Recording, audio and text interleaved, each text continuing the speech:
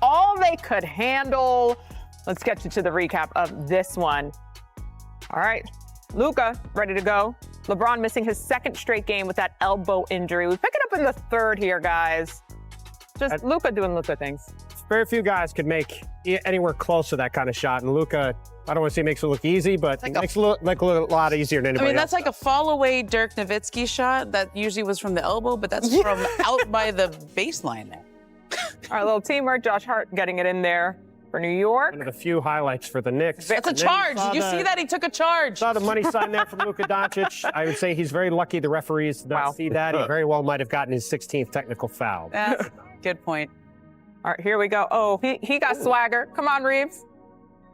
It's nice to see Austin back doing that. After that. Yep. Well, it's nice to see Austin back doing that, too. He's obviously still coming back from these hamstring injuries he's been dealing with, and he's certainly starting to get back into a rhythm, which is good for the Lakers. 25 points and 5 assists on the night.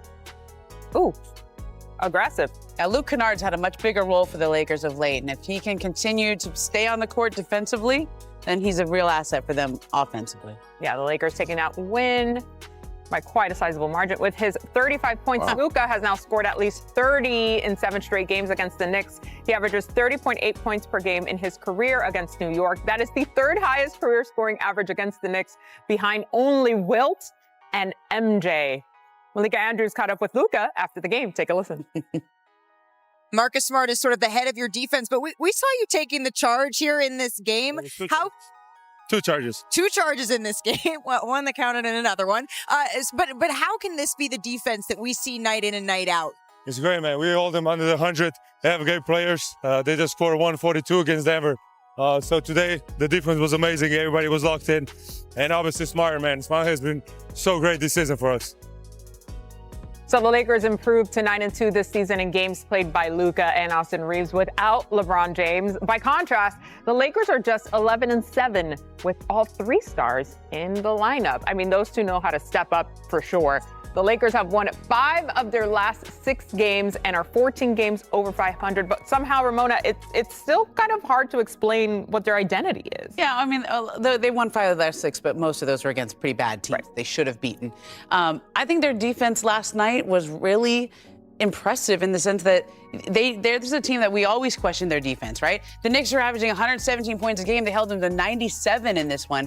And you saw Luka take that charge. You see Marcus Smart. Marcus Smart's always doing that. But for Luka to be taking charges, for Deandre Ayton to be flying around the ball, I thought they played, Austin Reeves used this word after the game in his post-game interview. He said, playing a little grimier defense.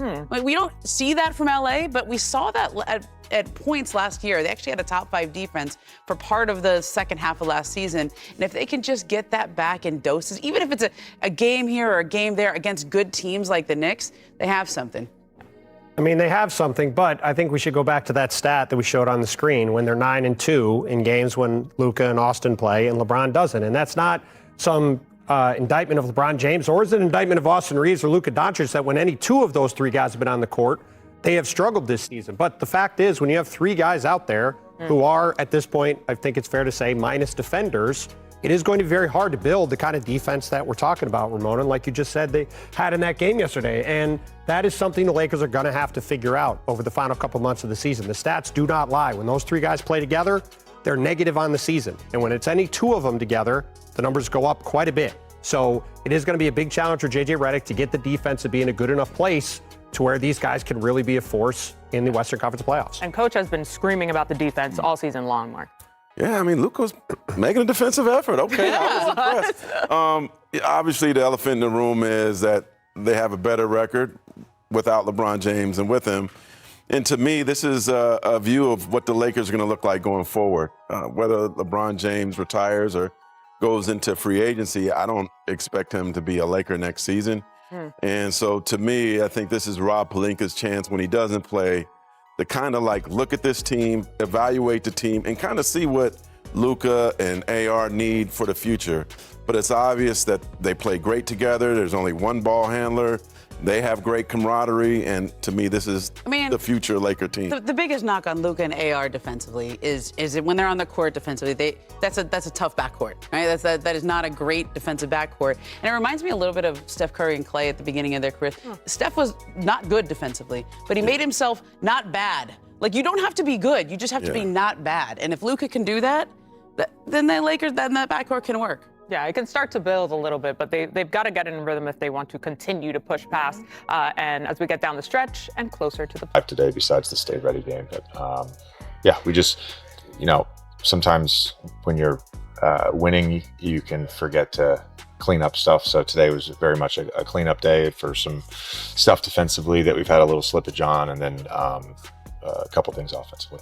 I asked Jake this, like, he and I kind of talked throughout this year about the difference between like teams that like try to play hard and try to play physical and teams that play hard and play physical, like the nuance and trying and being, I guess. You guys have done it now though for a decent stretch. Like, are you starting to see habits be built? Yeah, I think one of the things we struggled with early in the season, and at times last year too, was just our square to reds. So the like size pick and rolls, the follow actions, all that stuff, as well as off ball screening. And we've seen significant improvement in that, and it's something that we talk about and show and do every single day. And our guys are building that. And I grew up where you do 15 plays. You got to remember the names of the plays, and you got to know exactly what you're doing to guard those plays. Like, that was the NBA I grew up in. That's not the NBA now. You got to be able to guard square to reds, and you got to be able to guard off ball, and you got to be able to guard rip slips, and it's more conceptual. And I think our guys have gotten a lot better with a lot of that stuff. Status quo for LeBron day to day. Yeah. Luke Kennard is shooting 51% from three. Seems good. Yeah, quite good. I think there's maybe 9 times a guy shot 50% or better, and I think there's a couple of repeat guys in there, so it's 7 or 8 guys ever. Remember one year, Jason Capono? Yeah. We played them late in the regular season, and he kept spotting up from 19 feet to keep his percentage. Yeah, he didn't want to mess with it. That goes without saying, but how impressive is it? And also just that craft or that skill set, however you want to say it. How has that been kind of something that unlocks other things for your team? It's incredibly impressive. There's guys in the NBA who can come into an empty gym. We have it on Noah and shoot 100 shots and not make 50. And he's doing it in live play. And he'll have a 6-minute run and take one, and then he'll sit for 15 minutes of real time and then come back in and take another one. So it's really impressive. I mean, he's really, I thought he was a really good shooter at Duke. He's developed into an elite shooter, and really just a fantastic playmaker. And I think the gravity of his shot, both from a spacing standpoint and from a blender standpoint, so the overreaction to the threat of his shot when he gets the ball, just allows him to touch the paint for us, allows him to get the blender started. I think it was the Denver game. They come out first play, they run Finland.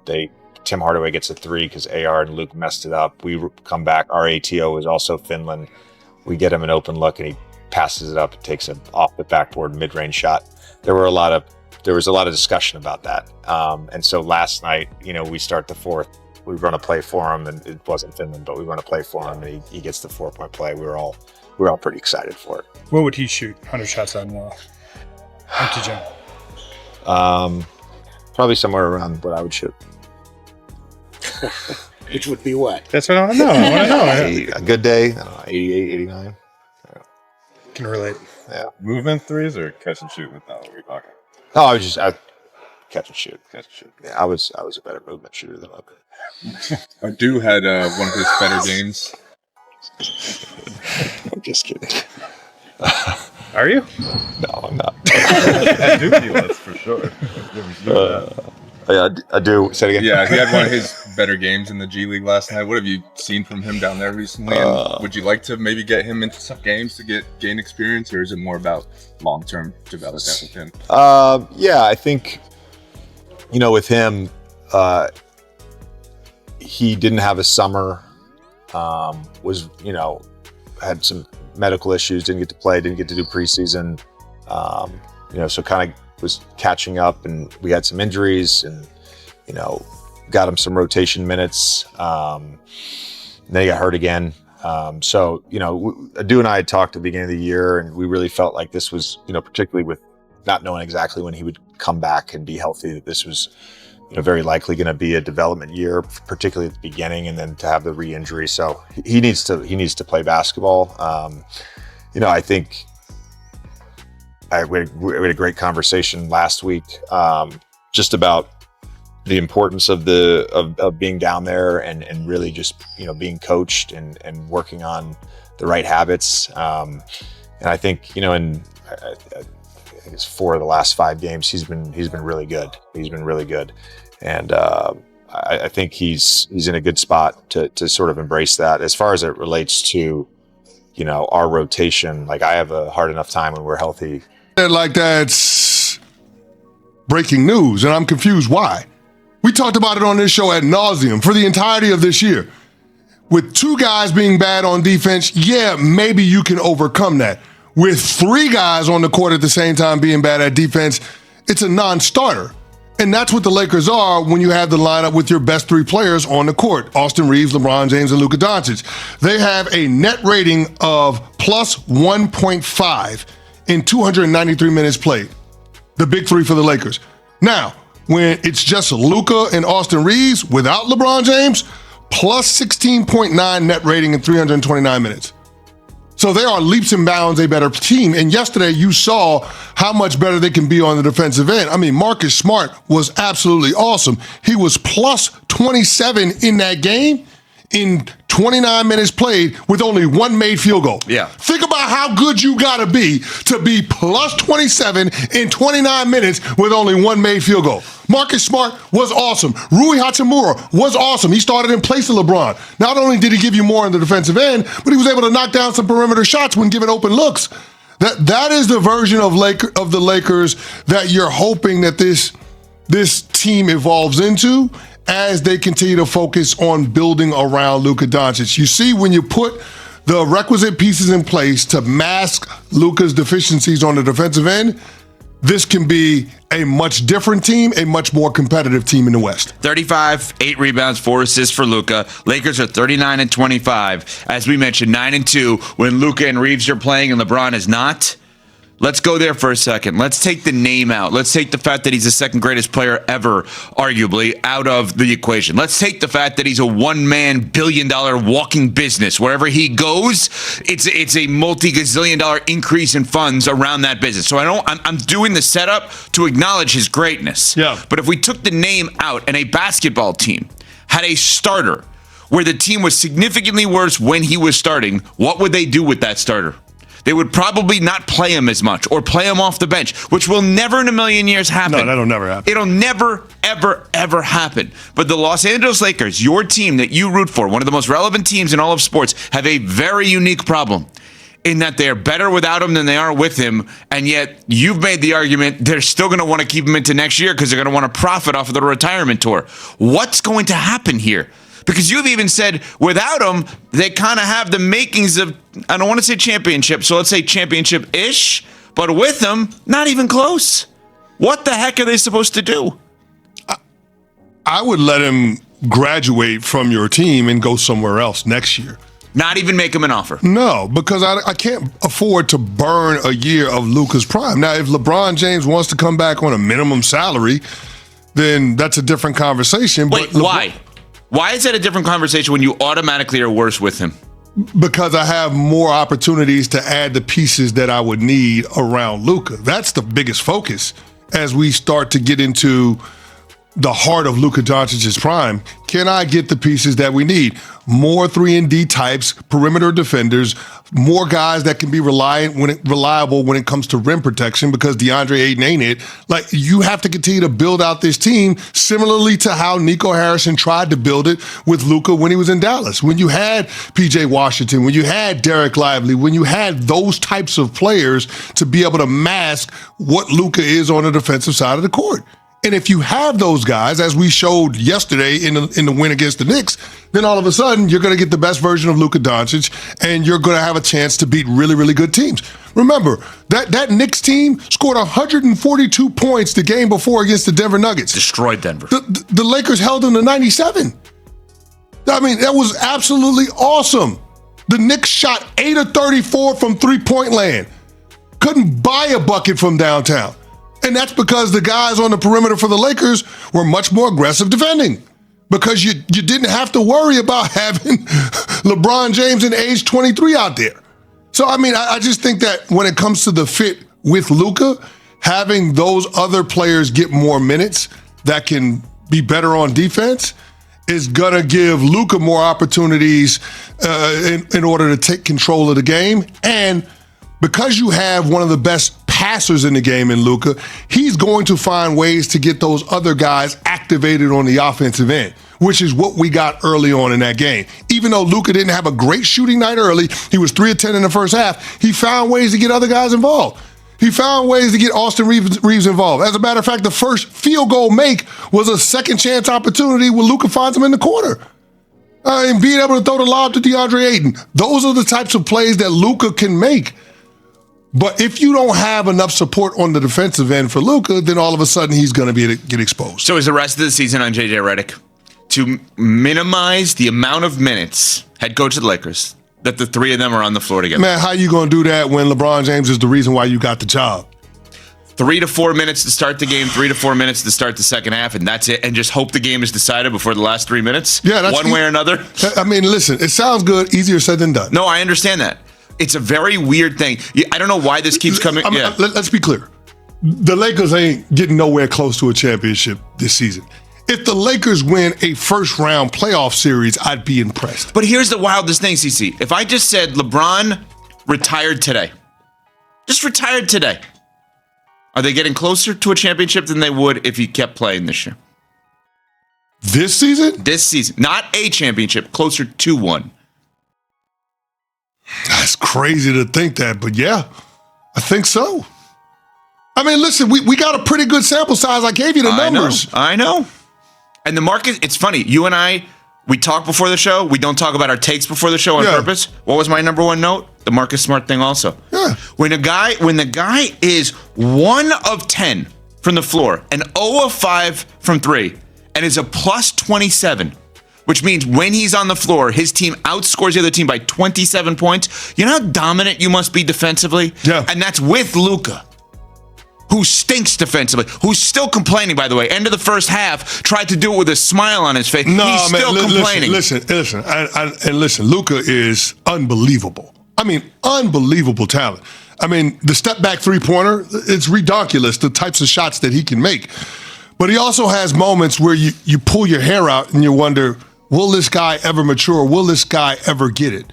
Because in the second half, in the third quarter, the beginning of the third quarter, first Knicks possession, he gets caught in the post with Karl Anthony Towns, bully ball, mouse in the house. Towns gets an easy bucket at the rim. Luka looks like he's about to go over to the ref and complain, and he stops himself. And in that moment, I'm like, great. This is a grow-up moment. After all of the criticism in the last 48, 72 hours, maybe this guy is gonna 1 T away from suspension. Gonna try to change his stripes, to change his spots.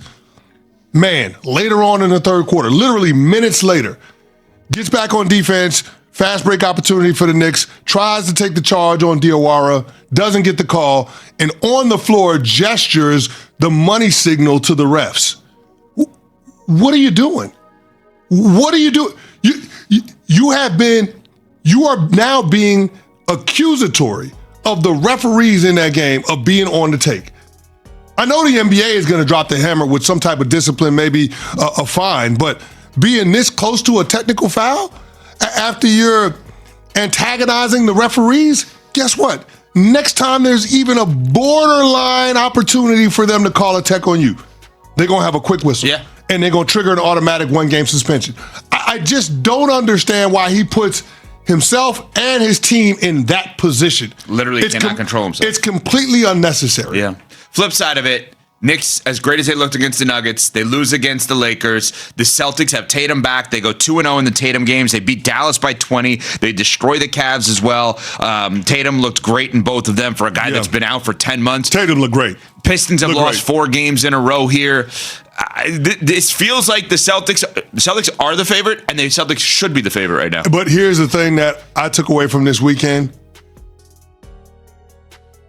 The Lakers are closer to winning a championship than the Knicks are. Even though the Knicks are finals or bust. The Lakers are closer to winning a championship than the Knicks are. Because? Well, because the Lakers have a solve for the problem that they're faced with when it comes to their roster construction. The Knicks ain't going to get better than what they are right now. I mean, unless they find a way to land the white whale in Giannis this summer, and I don't know why Milwaukee would even do that deal considering the assets that the Knicks are bringing to the party. It doesn't feel like this Knicks team is going to improve much on what they already are. And based on what I saw from the Celtics and what's going on in the Eastern Conference, I don't see the Knicks going to the NBA Finals this year. So, yeah, I think the Lakers are closer to winning a championship than the Knicks are. And I'm not sorry to say it, Nuno. What if LeBron comes back on a max deal next year? You still feel that way? That can't happen. That can't happen. It cannot happen. Think about how bold of a statement that is without you trying to be bold. You're saying that the second greatest player, arguably in the history of the sport, cannot come back to your team next year in order for your team to win a championship. Evan, we have the control and we have the experiment. 300 minutes played in each. With all three, LeBron, Luka, and Austin Reeves. The net rating is 15 points less than with just Austin Reeves and Luka. How are you going to argue that? That's why How do you argue that? I'm not. It's why I keep saying this is a pointless season for the Lakers. It's just everybody's waiting. But you know what, though? We knew that. When you had a chance to get Luka Doncic, you got to take advantage of it, which the Lakers did last year. No doubt. Beautiful, beautiful decision by Rob Pelinka and that front office flipping AD. But you knew it was going to be clunky until the end for LeBron. Yep. And we're there. That's where we're at. We're there. Luka Doncic making his 5th three-pointer of the first quarter against Indiana, while scoring 22 points before most people have finished their morning coffee, sitting down for the entire fourth quarter because the Lakers are winning by 30, and somehow this performance feels like both a preview of championship-level basketball and a reminder that we still have absolutely no idea what this team actually is when everything matters most. If this roller coaster of Lakers emotions hits too close to home, please hit that like button. It genuinely helps support coverage that isn't afraid to dive into the beautiful chaos that defines this franchise. Welcome to March 2026. Where the Los Angeles Lakers exist in some bizarre alternate dimension where nothing makes complete sense, but everything feels simultaneously possible and completely doomed.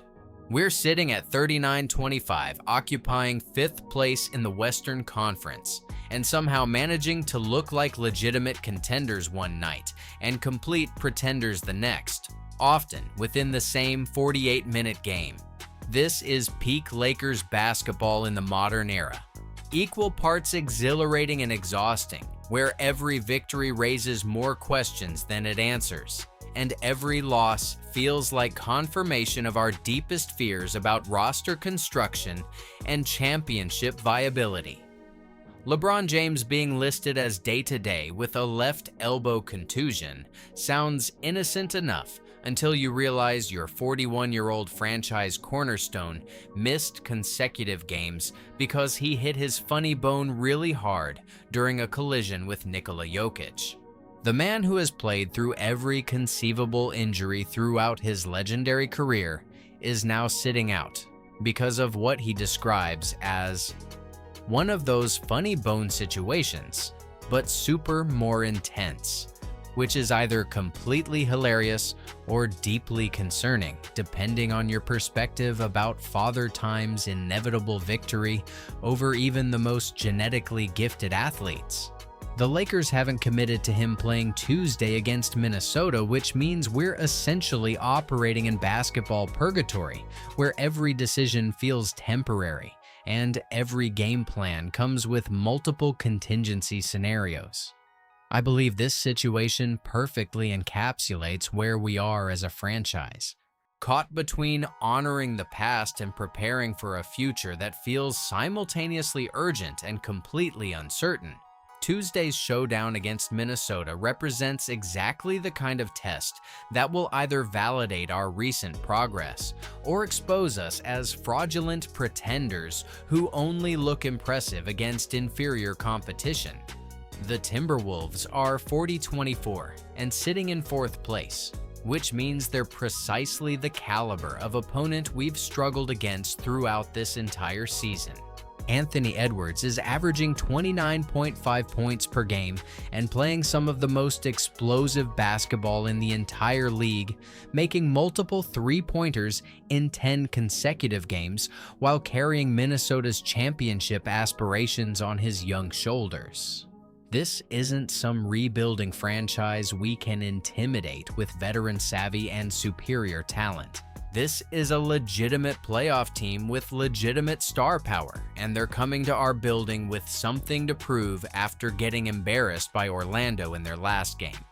Thinking about it, games like this feel like season-defining moments that we'll reference in May as either the beginning of something special or the moment we realized we weren't quite ready for the pressure that comes with championship expectations.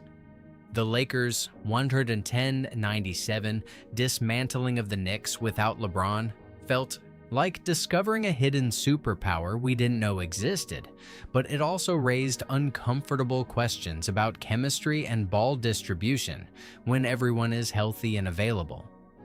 Watching Luka Doncic drop 35 points while Austin Reeves contributed 25 in a wire-to-wire performance suggested this roster might have more depth and versatility than anyone imagined. The offense flowed with a rhythm and purpose we haven't seen consistently all season, with multiple players stepping into expanded roles and delivering exactly the kind of production championship teams require from their supporting cast. But it also forced everyone to confront the elephant in the room. Are we potentially better when our stars are staggered rather than crammed together on the court simultaneously? The Lakers controlled that game from the opening tip in a way that felt both sustainable and slightly concerning for long-term roster harmony. I believe performances like this highlight both our ceiling and our most persistent organizational challenge, figuring out how to maximize individual talents within a cohesive system. Deandre Ayton's performance inconsistencies have reached the point where even his most ardent supporters are running out of reasonable explanations for his -58 rating this season. $8 million should buy you consistent effort and professional pride, but Ayton continues delivering the kind of erratic performances that suggest his issues are more mental than physical. Every few games, he'll remind you exactly why the Lakers traded for him, showing flashes of the dominant interior presence who helped Phoenix reach the finals and dominated playoff basketball when properly motivated. Then he'll immediately follow it up with multiple games where he looks completely disengaged, settling for jump shots instead of asserting himself in the paint and playing defense like someone worried about picking up early fouls. The effort level fluctuations are maddening because they're clearly controllable, yet Ayton seems incapable of bringing consistent intensity on a nightly basis. Meanwhile, Jackson Hayes continues outperforming him while making minimum wage and maintaining a +72 rating that makes Ayton's struggles even more glaring. Thinking about it, situations like this perfectly illustrate why talent without consistency becomes a luxury that competitive teams simply cannot afford. Luke Kennard's immediate transformation of the Lakers' three-point shooting has been nothing short of remarkable. and his 56.7% accuracy from beyond the arc over his last 6 games represents exactly the kind of floor spacing that unlocks everything else offensively. Kennard has made multiple three-pointers in 6 consecutive games, while averaging 11.8 points in just 24.7 minutes, which projects to significantly better production if his role expands during playoff basketball, when rotations typically shorten. The Lakers have gone from ranking among the worst three-point shooting teams in the league to suddenly looking like a legitimate threat from deep, and that transformation is directly attributable to adding someone who demands constant defensive attention. Kennard's presence creates better looks for Doncic, Reeves, and LeBron, because opposing defenses can no longer provide help defense without consequences.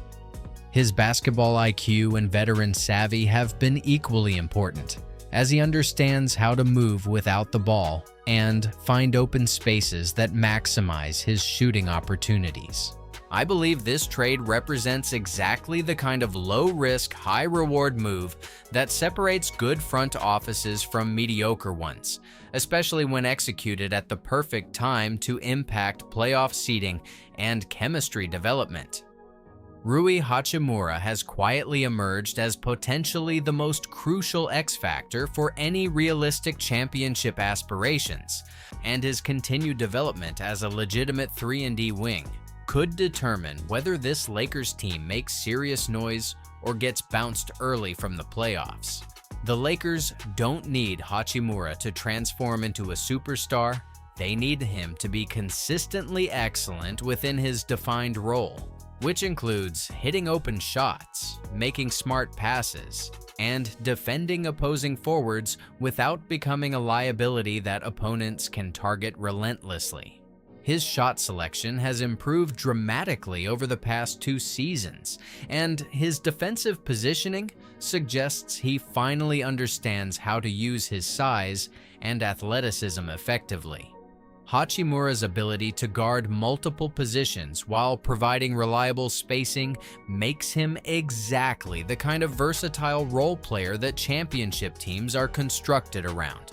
When he's locked in and confident, the Lakers look like a completely different team on both ends of the court.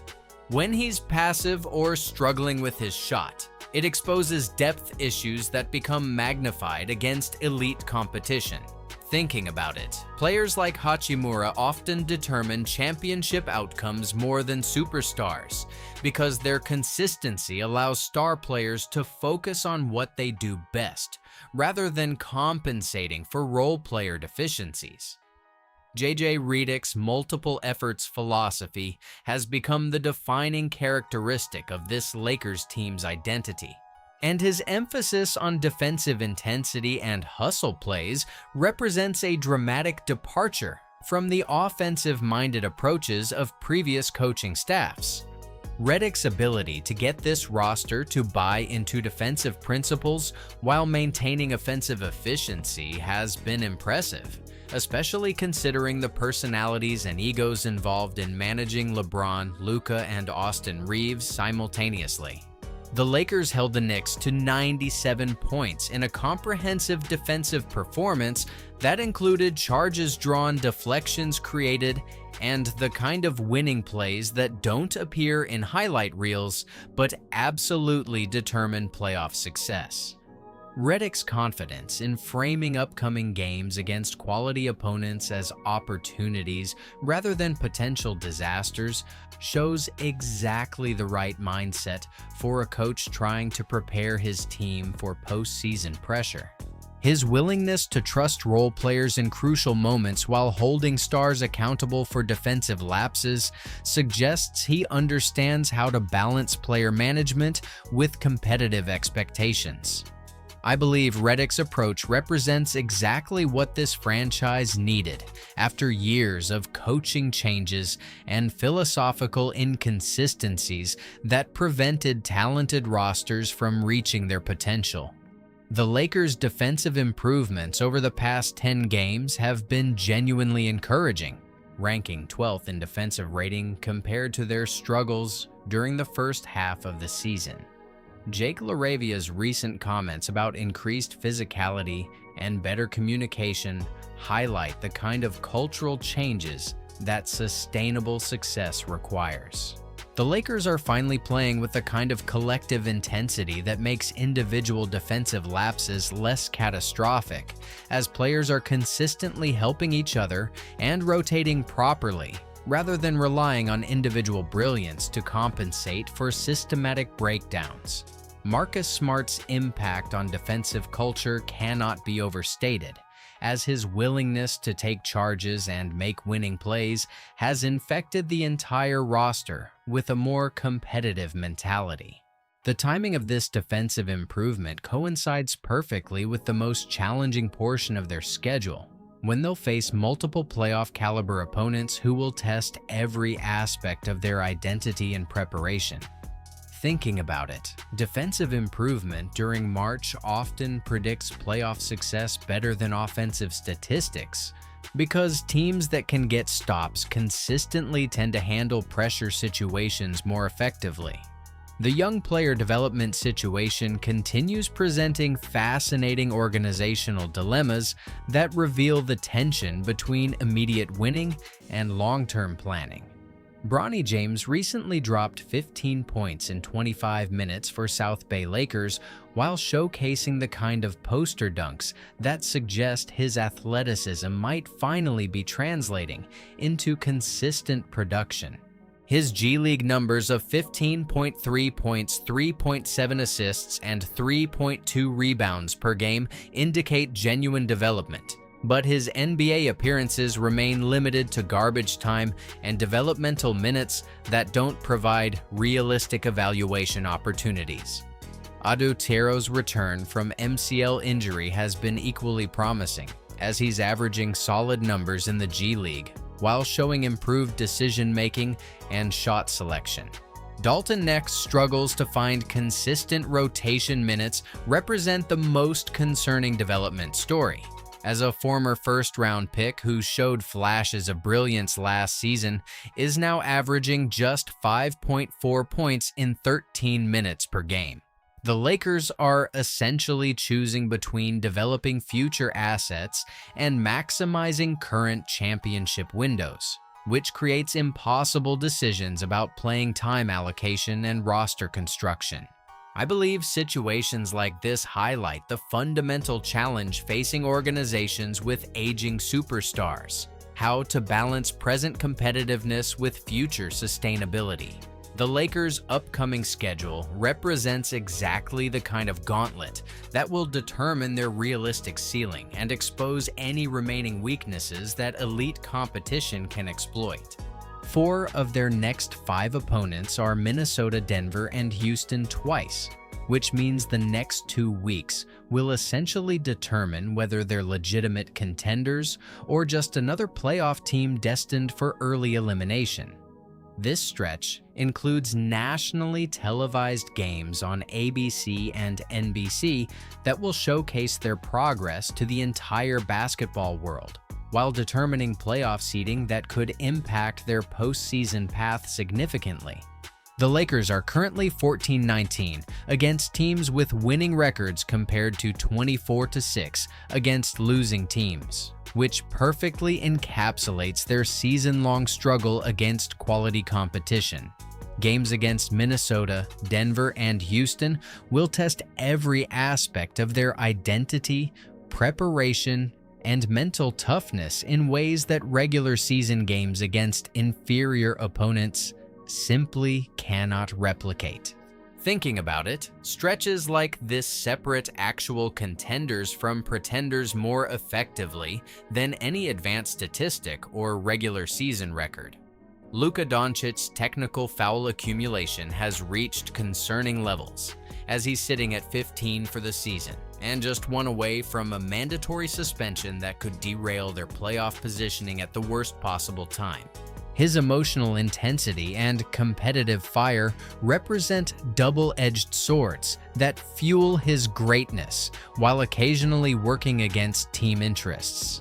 The Lakers need Doncic's passion and leadership, but they also need him available for crucial games against quality opponents who will test their championship readiness.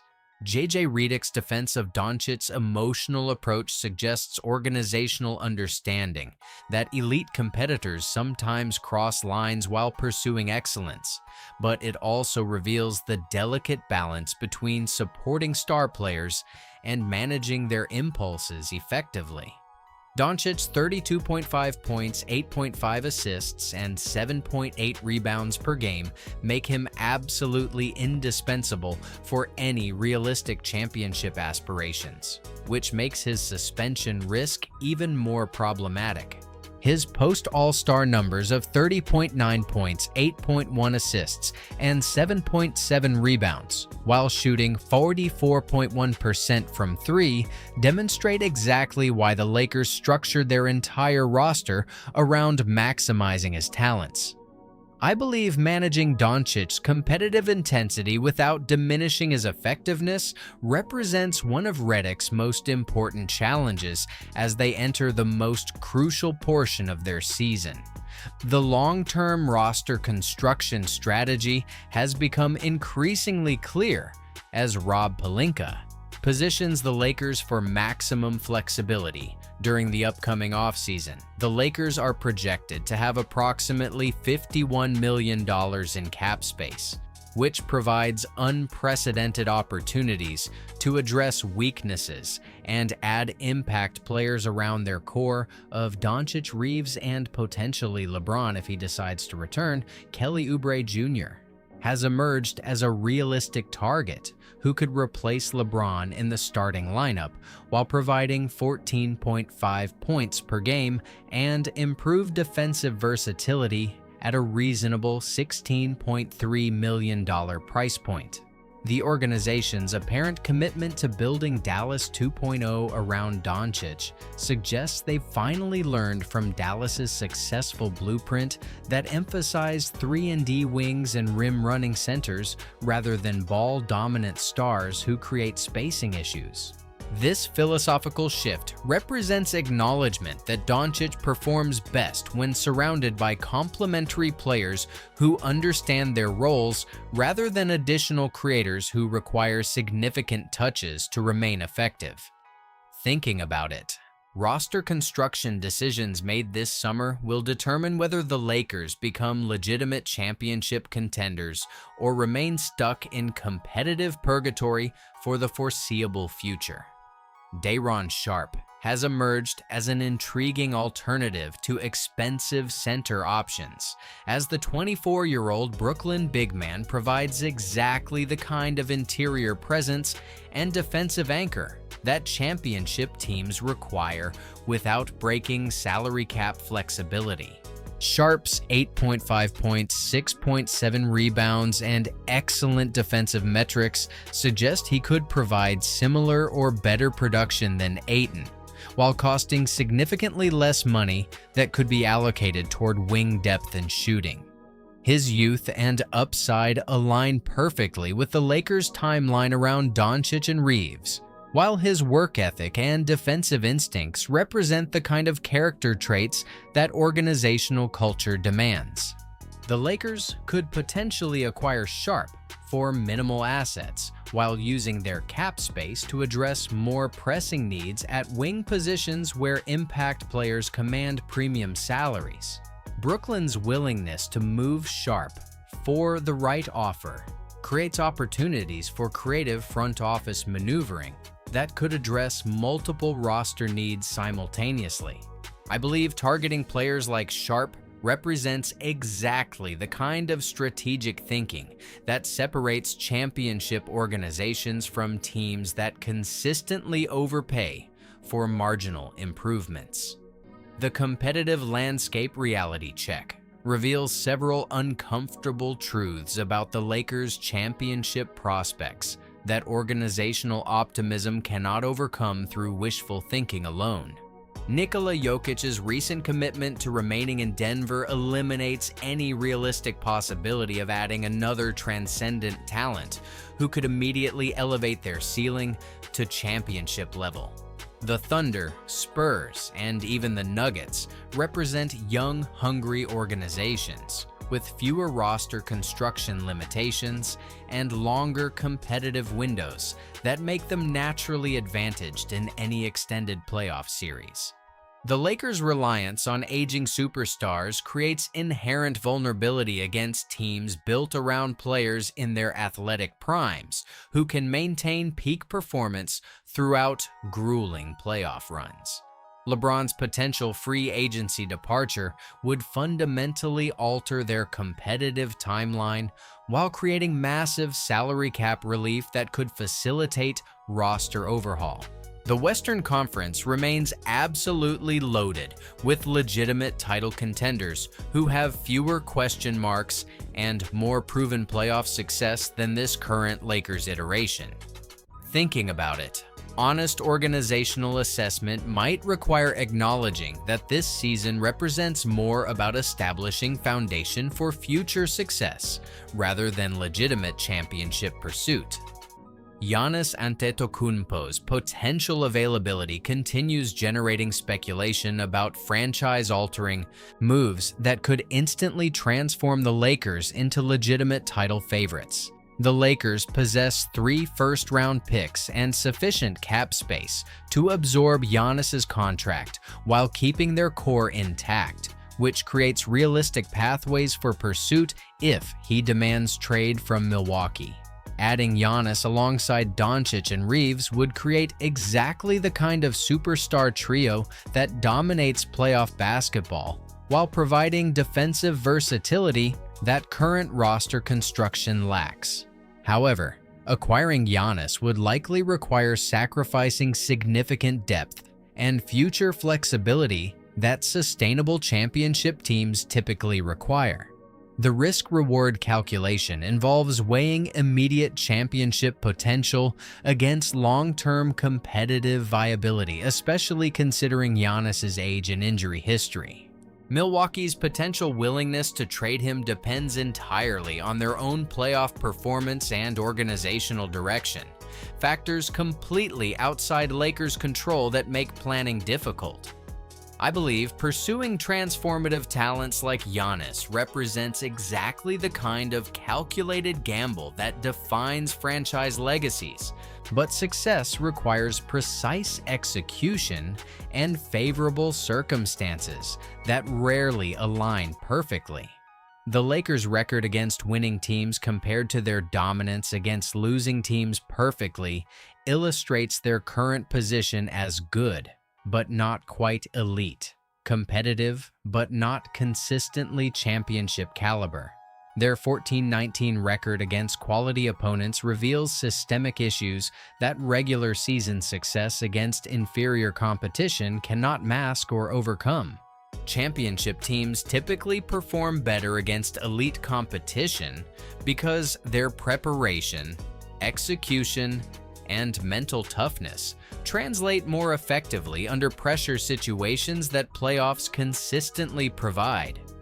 The Lakers' struggles suggest they haven't yet developed the kind of collective identity and systematic consistency that sustained success requires, regardless of individual talent levels or coaching philosophies.